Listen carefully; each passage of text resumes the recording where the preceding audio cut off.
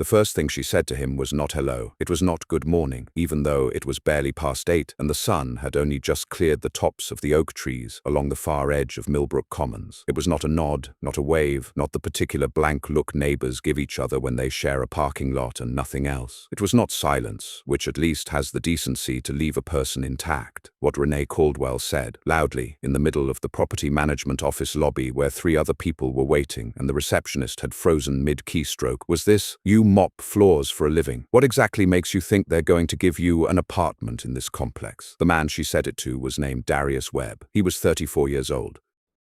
He was standing at the front desk with a manila folder in one hand and a cup of coffee from the gas station 2 blocks over in the other, because he had been awake since 4:30 and the day was not going to wait for him to feel ready. He was wearing a grey Henley, clean dark jeans, work boots that had been resoled once. His daughter Imani was 6 years old and standing beside him with her hand looped around 2 of his fingers, not looking at Renee Caldwell, looking instead at the fish tank in the corner of the lobby, the one with the orange fish that drifted from one end of the glass to the other like it had somewhere specific to be. Darius did not answer Renee Caldwell. He turned back to the receptionist, a young woman named Britta, who was now studying her keyboard with great focus, and he set his manila folder on the counter and said quietly, "I believe the appointment is under Webb."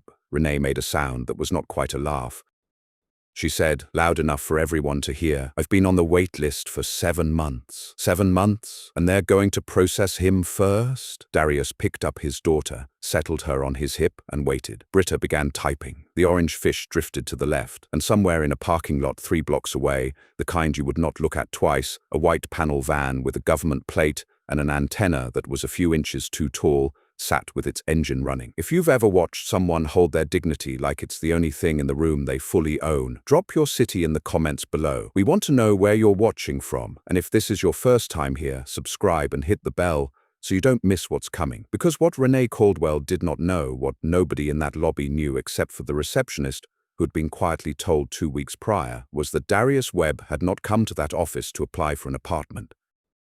He had come to close something, and what he was about to close had been building for 11 months in the quiet, unremarkable way that the most important things always build. We are going to tell you all of it. Darius Webb had been a quiet child in a loud house. He grew up in Columbus, Ohio, the second of 4 kids, in a 2-bedroom rental on Sullivan Avenue, where the heat came on when it wanted to, and the landlord came by when he needed rent and not for much else. His father, Gerald, drove a city bus for 31 years. His mother, Carolyn, worked the early shift at a laundry facility and came home smelling faintly of steam and detergent and the particular exhaustion of people who stand on concrete floors for 8 hours and do it again the next day because there is no other option. Neither of them complained in any way that their children could hear. That was a form of love Darius only came to understand much later. He was not the kind of kid who made noise to be noticed.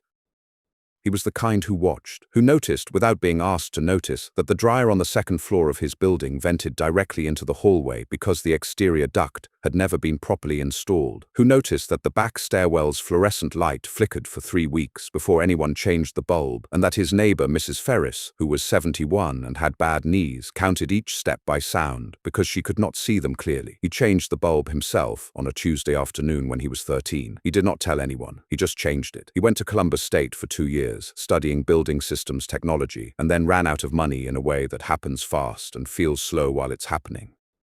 He picked up work at a commercial cleaning company, the kind that sends crews into office buildings and hospitals and government facilities at night when the people who work in those buildings have gone home, and by the time he was 22, he knew more about the mechanical and structural condition of a building from cleaning it than most people learned from owning one. He could tell from the way a floor felt underfoot whether the subflooring needed attention. He could tell from the smell near a utility closet whether a water line was beginning to fail. He filed those observations quietly, in the part of himself that had been filing things since he was 13 and changing bulbs in stairwells for women with bad knees. He met Tamara in 2015 at a mutual friend's cookout in Franklinton. She was a pediatric nurse with a laugh that came from somewhere deep and real and a way of looking at a problem from 4 angles before she said anything about it. They spent 2 years together before they got married, and another 2 before Imani arrived, small and very loud, in March of 2020, in a hospital where Tamara was recognized by half the nursing staff and fussed over in a way that made Darius quietly grateful he was in a room full of people who loved his wife. Imani was 8 months old when Tamara was diagnosed. Pancreatic cancer moves the way it moves and does not ask for your schedule or your plans or the fact that you have a baby who still cannot sit up unassisted. Tamara died 14 months after her diagnosis, in May of 2022, in their apartment on the east side of Columbus, with Darius beside her and Imani asleep in the next room, in a crib, with a mobile of small felt birds that turned slowly in the draft from the heating vent. Darius did not fall apart. This is not because he was strong in the way people imagine strength, some wall against feeling. He fell apart. He fell apart privately and thoroughly, and for a period of about 3 months, he was held together almost entirely by his mother, who drove up from Columbus 2 weekends a month, and by his friend and former co-worker, Raymond Cho, who brought food he mostly did not eat and sat in the apartment with him in silence because Raymond understood that silence was sometimes more useful than words. What Darius did not do was stop. He woke up, he made the coffee, he changed the diapers and then the pull-ups, and then the underwear. He learned to French braid Imani's hair by watching YouTube videos at 11 at night with the phone propped against a coffee mug. He packed the lunches and learned which of the kids at Imani's daycare she liked, and which she tolerated, and which she actively avoided for reasons she could not yet articulate but mimed with great accuracy. He kept his job. He was promoted because he was reliable and because he knew things about buildings that his supervisors were increasingly glad to have someone know. And within 18 months, he held a supervisor position at Midwest Facility Group that came with a better salary and the title of operations coordinator, and a lot of responsibility he handled without announcing that he was handling it. He also held a second job that nobody at Midwest Facility Group knew about. He had held it for 11 months by the time he walked into the Millbrook Commons property management office on a Tuesday morning with a manila folder and a gas station coffee and his daughter's hand in his. Millbrook Commons was not a luxury complex and did not pretend to be one. It was a mid-range apartment community in Westerville, Ohio, a suburb that had been growing in the particular way that suburbs grow, steadily, with new chain restaurants and a Target and a school that was consistently ranked in the top quarter of the county. The complex had 48 units across 4 buildings, a leasing office, a small gym that 2 people used regularly, a parking lot that held 80 cars, and a property manager named Sandra Howes who had run the place for 9 years and taken quiet pride in keeping vacancy under 5%. The wait list was real. Sandra ran the complex carefully, and word had gotten out that it was clean and quiet, and that the maintenance requests were actually handled. People waited. Some of them waited 7 months, which was exactly how long Renee Caldwell had been waiting. Renee Caldwell was 46 years old and had lived in Westerville for 11 years. She had a good job in medical billing, a sedan that she kept immaculate, and standards she had been refining since her 30s into something that looked like principle but functioned more like armor. She was not a cruel person in the way that cruel people do not think of themselves as cruel. She had a logic. Her logic was that she had worked for everything she had, that she had done things correctly, that she deserved what came to people who did things correctly, and that the wait list was a line and lines should be respected. She had called the leasing office 4 times in the past 2 months, asking about her application status. Sandra Howes had told her each time that the process was ongoing and that she would be notified as soon as a unit became available. What Sandra had not told her, because she was not permitted to tell her, was that the available unit on the 2nd floor of Building C had been flagged 3 weeks earlier for a reason that had nothing to do with the standard waitlist process. Renee did not know this. What she saw when she walked into the leasing office that Tuesday morning was a man she recognized from the parking lot, a man she had seen in the complex on at least 2 prior occasions, a man who wore work clothes and carried a mop bucket when he came, being processed ahead of her at the front desk with a little girl on his hip. She had asked around after the first time she saw him. A neighbor named Patrice, who knew more about the comings and goings of the complex than anyone who did not live there yet had any right to know, had told her he was with the cleaning crew, one of the guys they brought in when the regular custodian was out. Renee had filed that information.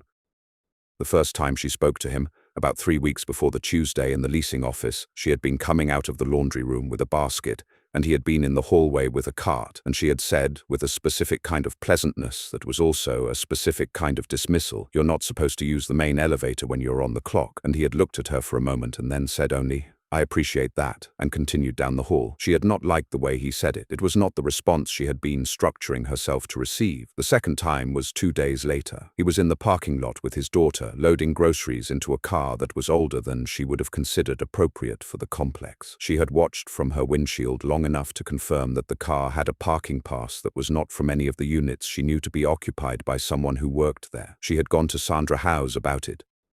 Sandra had told her that all parking passes were issued according to policy and that there was no violation to address. Renee had left Sandra's office with the clear sensation of being managed. The Tuesday in the lobby was the third time, and unlike the first 2 times, there was an audience. She said what she said. He turned back to the counter. He did not explain himself, and that, for Renee, was the problem. Not that he was there, not really, but that he had heard her and looked at her and said nothing. And in the nothing, there was something she could not name and could not dismiss, and it sat with her all the way through the morning and into the afternoon in a way that specific silences do when they are holding more than they appear to hold. The case file was labeled in the way federal case files are labeled, with numbers and a code designation that meant nothing to anyone who had not been briefed. Inside it were 11 months of work. Darius Webb was not listed as an employee of Midwest Facility Group in that file. He was listed as a contracted confidential source and operational asset attached to a joint task force run out of the FBI's Columbus field office, working in coordination with HUD's Office of Inspector General, the Ohio Attorney General's Consumer Protection Division, and a regional fair housing enforcement unit that had been quietly operating for 2.5 years. The operation had a target, a property management holding company called Crestline Residential Group, which owned or managed 42 properties across central Ohio, including Millbrook Commons. Crestline had been under investigation for a pattern of housing discrimination that was systematic, well documented from the outside, and almost impossible to prove from the outside. The complaints were there. Fair housing organizations had logged them for 3 years. Applicants who were Black or Latino were routinely told that units were unavailable within hours of applying, while white applicants for the same units were told to come in for a showing. Maintenance response times for minority residents averaged 11 days longer than for white residents at the same properties. Application denial rates showed disparities that could not be explained by income or credit variance. But patterns are not proof. Patterns open investigations. Proof closes them. The person who had designed the operational approach for closing this one was Special Agent in Charge Deborah Finley. 16 years in the Bureau, the last 4 running civil rights investigations out of the Columbus field office. She was 49 years old, meticulous, and had a reputation for the kind of patience that other agents found almost uncomfortable to witness. She had worked housing discrimination cases before. She knew that the most durable evidence was the kind that came from inside the machine. She had recruited Darius through Raymond Cho, who had a brother-in-law in the AG's office. The approach had been careful. Darius was not asked to lie. He was asked to document, to work jobs he would have worked anyway because Crestline contracted regularly with commercial cleaning companies, and to observe and to note what he observed, and to report it to a contact at the field office in a way that left no trail that would compromise the broader investigation. He had agreed because of something specific, something he had thought about for a long time before he answered. Tamara, in the last months of her life, had been trying to help a family in their building navigate a lease renewal that the property management company was making deliberately difficult. The family's name was Torres, Miguel and Lucy Torres, 2 kids, one of them in Imani's daycare. The company had suddenly found 14 alleged lease violations in a unit that had no prior citations. Tamara, sick and exhausted, and still sharp as a straight edge, had helped them document everything and connected them with a fair housing attorney. The case had been settled. The Torres family had stayed. Darius had watched Tamara do that from the doorway of their living room on a Tuesday evening when she should have been resting, sitting at the kitchen table with Lucy Torres and a binder of documents. And he had understood something about who his wife was that he already knew, but that became, in that moment, permanent. When Agent Finley asked him whether he was willing to do something that would take a long time and pay very little and require him to be disrespected in ways he would not be able to respond to, he had thought of that Tuesday evening. He had said yes. What he documented over 11 months was precise and extensive.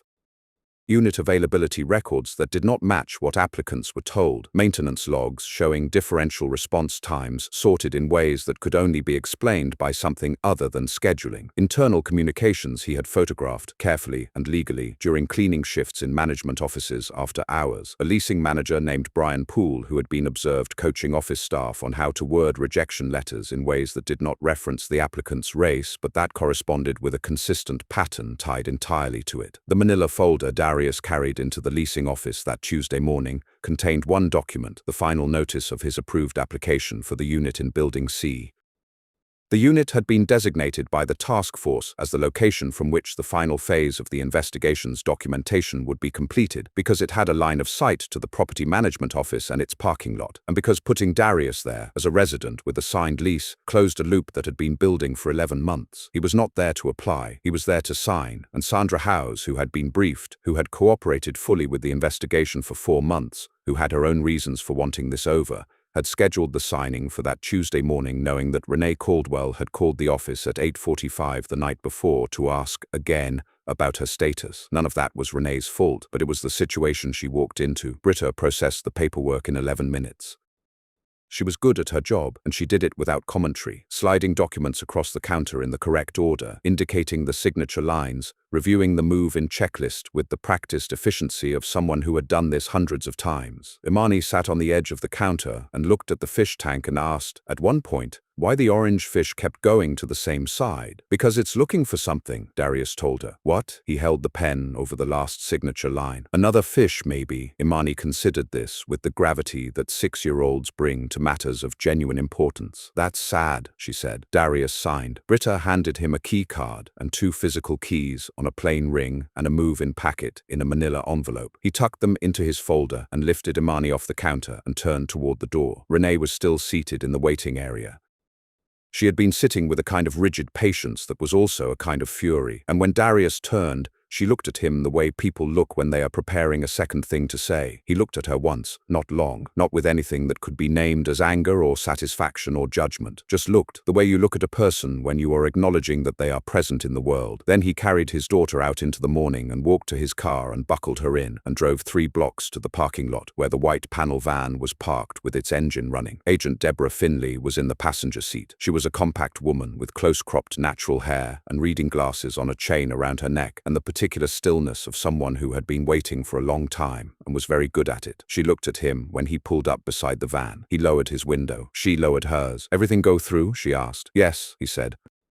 She nodded. She held up a single sheet of paper through the window, a copy of something official, and said quietly, Crestline got served this morning. Their Columbus office, their regional office, and their registered agent. It's done. He looked at the paper for a moment. He did not say anything. She said, You're going to get calls about the case. You know what to say and what not to say. He said he knew. She put the paper down. She looked at him with something that was not quite professional distance, and not quite warmth, but some particular territory between them. She said, Your wife would have known why this mattered. He looked at the van's windshield for a moment. There was a small crack in the lower left corner that someone had repaired with clear film, the kind of repair that works and is never beautiful. She would have made a whole binder about it, he said. Finley almost smiled. Go home, she said. Get your girls some breakfast. He drove. Renee Caldwell sat in the leasing office waiting room for 23 minutes after Darius Webb left. Britta called her name and she went to the counter and was told that her application was under review and that she would receive a notification within the standard processing window and that there were no updates to provide at this time. All of this was true, and none of it was what she wanted to hear, and she left the office with the feeling she had been carrying since the man looked at her before walking out, that specific wordless look, and drove to her current apartment 2 miles away and sat in her car in the parking lot for a while before going inside. She had said what she said. She had said it in front of people. She had said it to a man who was holding his daughter and who had not responded in any way that gave her a place to push back against. And that absence of response was sitting in her chest in a way she was not used to. She was not a stupid woman. She had a degree from Ohio State. She managed billing reconciliation for a medical group with 4 locations and 43 providers, and she did it well. She understood, in the way that people understand things they have not yet fully allowed themselves to feel, that what she had said in that lobby was not about the wait list. She poured herself coffee she did not drink and stood at her kitchen window looking at the parking lot below, and began, slowly and without any particular welcome, to understand something about what she had actually done. This is not a fast process. Understanding the shape of your own ugliness is not something that happens in an afternoon. It begins in an afternoon with a feeling that is mostly discomfort and partly something else, and it proceeds from there at the pace it proceeds and no faster. Renee stood at her window and felt the discomfort and the something else, and did not try to think her way out of it, because there was no thinking her way out of it, only through it. She thought about the way he had looked at her, not angry, not wounded, just present. Just a man standing in a room with a folder and a child, looking at a person who had just said something ugly to him, and choosing with great deliberateness to simply continue being there. She had wanted him to react. She understood that now, standing at her window. She had wanted him to get defensive or to explain himself or to ask her what her problem was, because any of those things would have made what she said into a conversation, something with back and forth, something she could navigate. Instead, he had looked at her and turned back to the counter, and she had been left alone with the thing she had said. She thought about the little girl, the way she had been holding two of his fingers and looking at the fish. Renee put her coffee cup in the sink and went to fold laundry, which was the thing she did when she needed her hands to be busy while her mind worked on something that deserved the full weight of her attention. Darius and Imani moved into Building C, Unit 214, on a Saturday in early October. The unit was a two-bedroom with west-facing windows that caught the afternoon light, and a kitchen slightly larger than what they had been in before, and a closet in the hallway that Imani immediately designated, with complete authority, as a library for her stuffed animals. Darius's mother, Carolyn, came up from Columbus with a car full of cleaning supplies and a pot of pinto beans, and spent the day scrubbing things that were already clean, because that was how she expressed that she was happy for him, and Darius let her, because some forms of love do not need to be redirected. Raymond Cho came with his truck and helped move the furniture. He was a stocky man from Akron who had been in Darius's life since they were 22 and pulling overnight shifts together in office buildings downtown, and he had a way of filling a room with a kind of uncomplicated goodwill that Darius had always found steadying. Raymond assembled the bed frame in Imani's room while Imani sat on the floor eating crackers and providing detailed instructions he mostly followed. By evening, the apartment felt like theirs. The familiar smell of Carolyn's beans was coming from the kitchen, and Imani had installed 7 stuffed animals in the hallway closet and named the arrangement the Grand Library, and Darius had hung, above the small desk by the window, the framed photo he always hung first in any new place. Tamara sitting on the back steps of their old apartment in the summer of 2019, laughing at something off camera, her whole face in it, the kind of laugh that came from somewhere deep and real.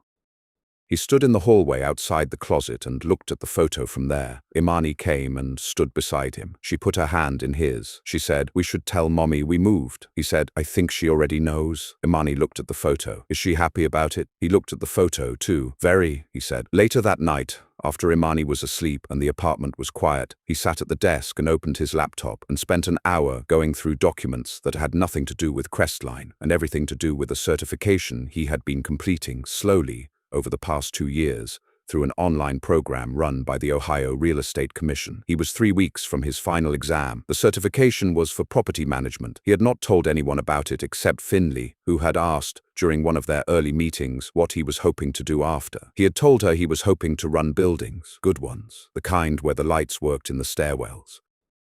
She had written something down and said, "That sounds right." He closed his laptop and went to stand at the window. The parking lot below was quiet. One light was out in the far corner, the way lights go out in parking lots, gradually and then completely, and he made a note of it in the way he made notes of everything, automatic and without ceremony, because noticing was just what he did. He would put in a maintenance request in the morning. He went to bed. 11 days after the Crestline indictment became public, which was 23 days after Darius had signed his lease, a story ran in the Columbus Dispatch. The story covered the scope of the investigation. It named Crestline Residential Group and outlined the discrimination findings and the cooperation of multiple state and federal agencies. It quoted Agent Finley briefly. It mentioned in the second-to-last paragraph that the investigation had relied in part on a confidential source with extended access to company properties, and that the source had worked closely with investigators over nearly a year. The source was not named. Renee Caldwell read the story on her phone on a Thursday morning at her kitchen table. She read it once. She set her phone down. She picked it up and read it again. There was no photograph of Darius in the story. There was no name. But she was not a stupid woman, and she sat with the story for a long time, going back through the things she had observed, the parking pass in the lot, the non-reaction when she told him not to use the main elevator, the way he carried himself in that lobby, the way he had looked at her, the manila folder, the way Britta had processed his paperwork without hesitation, with the practiced smoothness of someone who had been expecting him, while Renee had been told for 7 months that there was nothing to tell her. She put her phone face down on the table. She thought about what she had said to him. "You mop floors for a living." The words sat there in the kitchen air like something spilled. She had said that, in a room full of people, to a man who had been, for 11 months, building a federal case against a discriminatory housing company, a man who had done it quietly, without recognition, without being able to explain himself to anyone who thought they knew what he was. A man who was raising his daughter alone and had just signed a lease in a building that was going to help close an investigation that would, in practical terms, protect the ability of families like the ones who had filed those complaints to find housing without being turned away for reasons nobody was allowed to say out loud. She had told him he mopped floors like it settled something. She got up and rinsed her coffee cup and stood at the sink for a long time, looking at the drain. 3 weeks after move-in on a Saturday morning, Imani knocked on her father's bedroom door at 7:12 and announced that there was a woman in the parking lot looking at their building. Darius finished buttoning his shirt and came to the window. Below in the morning light, Renee Caldwell was standing beside her car with a ceramic dish covered in foil, looking at the building with the expression of someone who has been arguing with themselves in the car for the duration of the drive, and is not entirely done arguing. He watched her for a moment. Then he went to make coffee. Imani followed him to the kitchen and climbed onto the counter stool and said, "Who is she?" "A neighbor," Darius said. "Does she live here?" "She's trying to," he said. He poured 2 cups and waited. About 10 minutes later, there was a knock at the door. Imani slid off the stool. "I'll get it," she announced. "You won't," Darius said, and went to the door and opened it. Renee Caldwell was standing in the hall with the ceramic dish and a look that had given up on performing ease and settled into something more honest and harder to carry. She was wearing a good coat. Her earrings matched. She had prepared herself to be here, and the preparation was visible. She held out the dish. "I made too much sweet potato casserole," she said. "I thought maybe." She did not finish the sentence. He looked at her. He looked at the dish. He did not move immediately, which she deserved, and he did not close the door, which she also deserved in a different way. Then Imani appeared at his elbow and said, "Is that for us?" Renee looked down at her. "Yes," she said. "If your dad says it's okay." Imani looked up at Darius with the complete confidence of a child who knows what the answer is going to be. He stepped back from the door. "They can come in for a minute," he said. He took the dish. Renee stepped inside. She stood in the hallway and looked at the photo above the desk, the woman laughing on the back steps, and something moved across her face that she did not try to hide. "That's my mom," Imani said. Renee nodded. "She looks like she's having a good day." "She was having the best day," Imani said, with great authority, because she had been told this and had decided it was permanently true. Darius set the dish on the counter. He brought one of the coffee cups to the small table near the window and set it down, not warm but not cold, just present, the way a cup of coffee is when someone has decided you can stay for a minute. Renee sat down. They did not talk about what she had said. There would be time for that or there would not, and it was not Darius's job to organize that timeline for her. What they talked about was Imani's grand library, which Imani described in significant detail, including the admission policy, which was strict, and the lending process, which she was still developing. Renee listened. When she left 20 minutes later, she said from the door, "I'm going to call Sandra about my application next week." He nodded. She turned to go, then stopped. "I read the story in the paper." He waited. She looked at him the way people look when they are holding something they do not know how to put down. Then she said simply, "I didn't know." He let that sit in the air for a moment. "Nobody was supposed to," he said. She nodded once and went down the hall, and he stood in the doorway until the elevator closed behind her, and then he went inside. 2 weeks after that, the parking lot light in the far corner was repaired. Darius had submitted the maintenance request on a Sunday, and it had been completed by Wednesday, which was, by Millbrook Common standards, well within normal response time. He noticed on Thursday evening when he and Imani were walking back from the car after grocery shopping, her carrying the bag with the bread in it because she always wanted to carry the bag with the bread. She stopped under the repaired light and looked up at it. "It works now," she said. He looked up too. "Yeah," he said. "Did you fix it?" "I put in the request," he said. "Someone else fixed it." She thought about this. Then she said, "Is that your job?" He shifted the other bags. "Part of it," he said. They walked toward the building. Imani was quiet for a moment in the way she went quiet when she was processing something, which she had inherited directly from her father, and which Carolyn had pointed out on multiple occasions made them look exactly alike. Then she said, "Do you like your job?" He held the door for her. He thought about 11 months, about office buildings after hours and documents photographed in management offices, and a meeting in a parking lot with a woman in reading glasses who had told him something true about his wife. He thought about a family named Torres and a binder of documents and a woman who should have been resting who was sitting at a kitchen table making sure something unjust did not stand. He thought about his certification exam 3 weeks out, the one he had been studying for in the hours after Imani went to sleep, quietly, the way he had done most things. "I do," he said. Inside, Imani put the bread on the counter and went to check on the grand library. Darius stood at the kitchen window and looked at the parking lot, the light working in the far corner, steady and ordinary, the kind of thing that matters to someone only when it isn't there. He began unpacking the groceries. There was dinner to make.